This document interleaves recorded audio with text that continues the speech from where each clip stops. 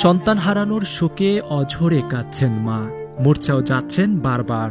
বাবা শোকে পাথর।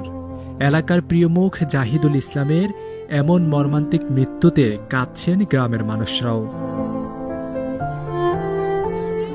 মৃত্যুর আগের রাতে মায়ের সঙ্গে শেষবারের মতো কথা হয় পারভেজের। মাও জানতেন না ভিডিও কলে শেষবারের মতো দেখছেন ছেলের মুখ। মৃত্যুর খবর পেয়ে কুয়েত প্রবাসী বাবা বাড়ি এসেছেন ২০ এপ্রিল ভোরে। একমাত্র ছেলের এমন মৃত্যু কোনোভাবেই মেনে নিতে পারছেন না তিনি। সন্তান হত্যায় জড়িতদের দৃষ্টান্তমূলক শাস্তির দাবি করেছেন বাবা। কেন মারলো, কেন হত্যা করলো আমার ছেলেকে? কি অপরাধ ছিল? আমার ছেলের এমন ভাবে নৃশংস ভাবে হত্যা করলো। দুইটা হাত পা ভেঙে দিত, খালি মুগ্ধ আমার সাথে কথা বললে আমার আব্বা করে ডাক দিত। আমি আব্বা ডাকটা শুনতাম। আমার সন্তান, আমার শেষ যারা আমার সন্তানকে হত্যা করতে, আমার ছেলেকে হত্যা করতে, তাদের আমি দৃষ্টান্তমূলক শাস্তি চাই। আমার পুত্রে কি অপরাধের লাগিয়া মারছে গো, আমার কি অপরাধ আমার পুত্রে করছে গো, আমার এই বাবা বিদেশে থাকায় গ্রামে নিজেদের নতুন একতলা বাড়ি নির্মাণ করছিলেন পারভেজ, কিন্তু সে বাড়িতে আর থাকা হলো না তার। ফিরেছেন লাশ হয়ে। পারভেজের মৃত্যুর খবরে ভালুকার বিরুনিয়া ইউনিয়নের কাইচান গ্রামে ভিড় করেছেন এলাকার মানুষ।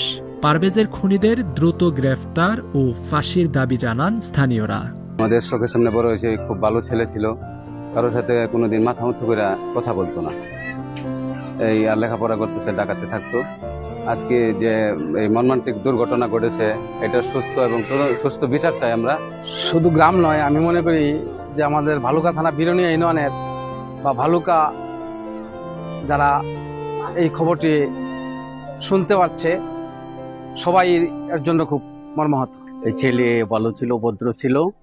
যারা এই ঘটনা ঘটাইছে এবং হত্যা করছে তাদের সুষ্ঠু বিচার যাতে হয় সেই দাবি করছেন। দ্রুত সময়ের ভিত্তিতে দ্রুত বিচারের মাধ্যমে, দ্রুত বিচার আইনে তাকে প্রকাশ্যে ফাঁসিতে ঝুলিয়ে বিচার করা হোক, যাতে আর কোনো বাবা মার এরকম মেধাবী সন্তান জীবন না দেয়।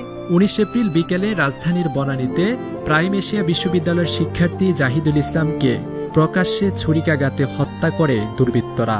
প্রাইম এশিয়া বিশ্ববিদ্যালয়ের টেক্সটাইল বিভাগের ৬ষ্ঠ সেমিস্টারের শিক্ষার্থী ছিলেন তিনি। এ ঘটনায় ৮ জনের নাম সহ অজ্ঞাত আসামি করে বনানী থানায় মামলা করেছে নিহতের মামাতো ভাই হুমায়ুন।